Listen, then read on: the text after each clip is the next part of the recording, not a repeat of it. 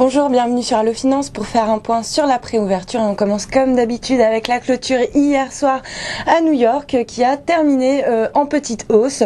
Le Dow Jones termine proche de l'équilibre en hausse symbolique de 0,07% à 12 395 points. Le S&P grappille 0,4% à 1325 points tandis que le Nasdaq grimpe de 0,78%. Alors les marchés qui ont évolué pendant la majorité de la séance en territoire négatif ont finalement redressé la barre en seconde partie de séance, soutenus par des résultats d'entreprises meilleurs que ce que prévoyaient les analystes, des résultats donc qui ont pu compenser des indicateurs très décevants aux États-Unis sur le front de l'emploi et de la croissance économique. En Asie, les marchés ont clôturé en ordre dispersé, sans tendance claire. Le Nikkei subit des prises de bénéfices après son rebond de la veille. L'indice cède 0,42%, Shanghai abandonne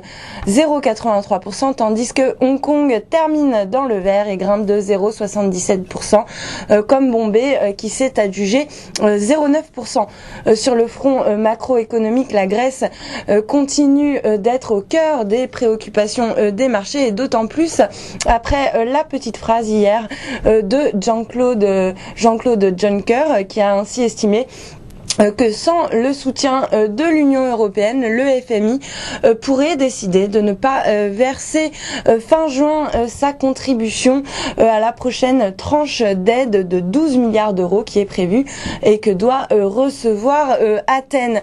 Pourtant, en Europe, après une semaine difficile malgré avec de nombreuses incertitudes, la tendance aujourd'hui est plus claire. Une nette hausse est attendue après la correction de la veille. Paris devrait bondir de plus de 1%, 1,04 exactement, dans les premiers échanges pour ouvrir autour des 3 975 points. Voilà pour la préouverture. Excellente journée sur Allo Finance.